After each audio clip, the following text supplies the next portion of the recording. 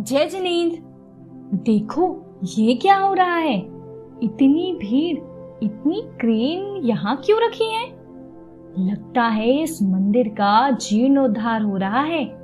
मंदिर को फिर से शायद नया बनाया जा रहा है। अरे वाह, ये देखो, ये प्रतिमा तो कितनी बड़ी और कितनी सुंदर है। पर ये जो क्रेन ड्राइवर है वो कर क्या रहा है? प्रतिमा जी के पास जा रहा है, बार बार क्रेन लेकर उठाना चाहता है शायद, पर वो तो कुछ भी नहीं कर पा रहा।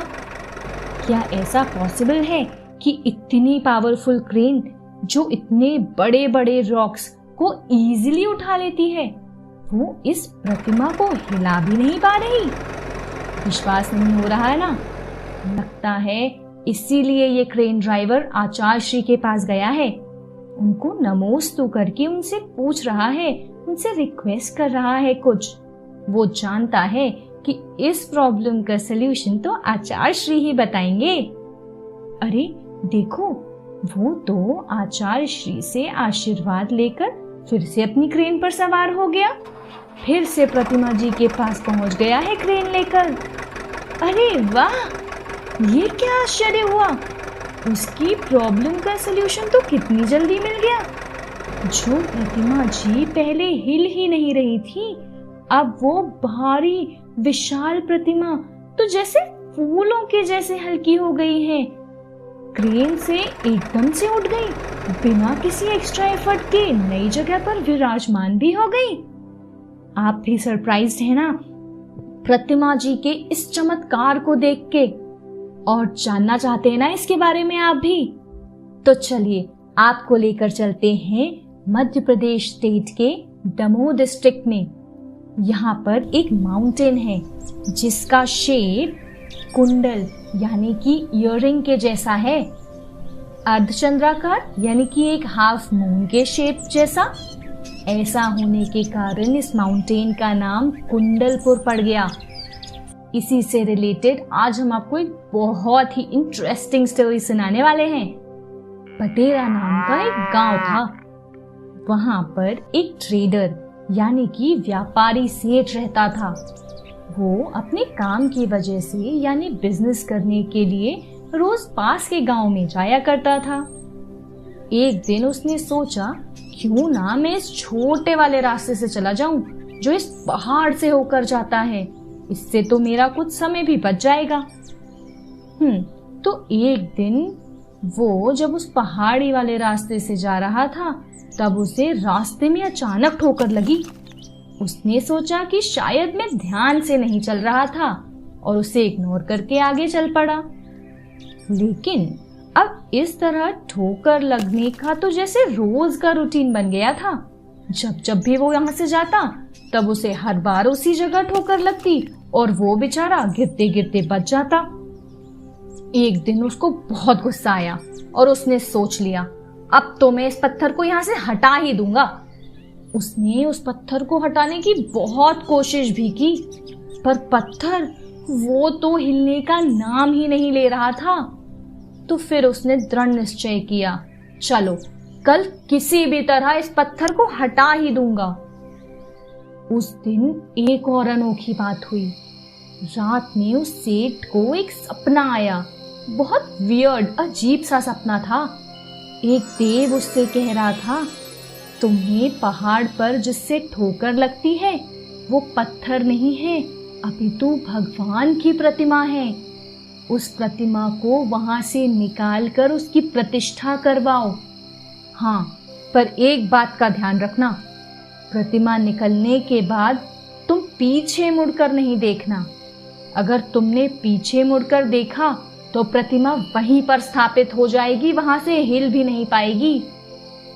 सुबह वो अपने सपने के बारे में सोचकर बहुत आश्चर्यचकित और उत्साहित हुआ।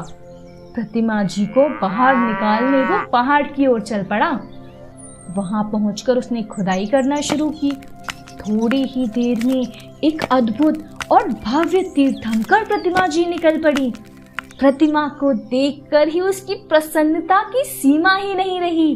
वो तो खुशी से नाचने लगा और प्रभु की जय जयकार करने लगा। प्रतिमा जी को देखकर उसने बड़े ही विनय से उनके दर्शन किए। फिर एक बैलगाड़ी में विराजमान करके अपने गांव पटेरा की ओर चल पड़ा। तभी पता है एक और अद्भुत बात हुई। जैसे जैसे वो आगे आगे बढ़ता तो उसे मधुर मधुर गान और संगीत सुनाई पड़ने लगे, पर आसपास तो कोई था ही नहीं। तो उसकी उत्सुकता, क्यूरियोसिटी और बढ़ गई कि इस पहाड़ पर तो इसके अलावा कोई और है ही नहीं, तो ये संगीत, मेलोडियस म्यूजिक की आवाज आ कहां से रही है। और बस उससे रुका ही नहीं गया और उसने फाइनली पीछे मुड़कर देख लिया। हो, जैसा कि देव ने कहा था, जैसे ही उसने पीछे देखा वो प्रतिमा वहीं पहाड़ पर स्थापित हो गई। पता है वो कौन से तीर्थंकर की प्रतिमा थी? वो थी हमारे पहले तीर्थंकर भगवान आदिनाथ भगवान की प्रतिमा। वो प्रतिमा 1500 इयर्स पुरानी है, 1500 साल पुरानी। आज हम उन्हें ही कुंडलपुर के बड़े बाबा के नाम से जानते हैं। यहाँ पर पहाड़ और नीचे तलहटी पर बॉटम में लगभग 500 इयर्स पुराने 63 मंदिर बने हुए हैं जो 8 और 9 सेंचुरी के हैं। और एक बात बताऊं, कुंडलपुर से जो अंतिम श्रुत केवली थे, श्रीधर केवली, कौन से? श्रीधर केवली, हाँ, वो भी मोक्ष गए थे। उनके 2500 इयर्स पुराने चरण चिन्ह हैं यहाँ पर। इसीलिए तो इसे सिद्ध क्षेत्र भी कहते हैं। यहाँ पर भगवान महावीर का समवशरण भी आया था। है ना बहुत इंटरेस्टिंग। अराउंड 1700 ईस्वी में जब मुगलों ने भारत पर अटैक किया था, तब राजा छत्रसाल मुगलों से अपनी जान बचाने के लिए भटकते भटकते कुंडलपुर पहुंचे। यहाँ पहुंचकर भगवान आदिनाथ के दर्शन कर उन्हें बहुत खुशी हुई और ऐसी श्रद्धा हुई कि मैं आदिनाथ भगवान का मंदिर जरूर बन पाऊंगा। इसी इच्छा से वो फिर से अपने राज्य को प्राप्त करने निकले और इस बार उनकी जीत हुई। विजय होने के बाद राजा ने मंदिर का निर्माण कर धूमधाम से पंचकल्याणक करवाया। एक बार मुगल सम्राट औरंगजेब अपनी विशाल सेना के साथ यहाँ पहुंचा। इतनी अद्भुत प्रतिमा जी को देखते ही उसने उसे तोड़ने का आदेश दे दिया। जैसे ही उन्होंने प्रतिमा जी को तोड़ने के लिए तलवार चलाई तो पता है क्या हुआ?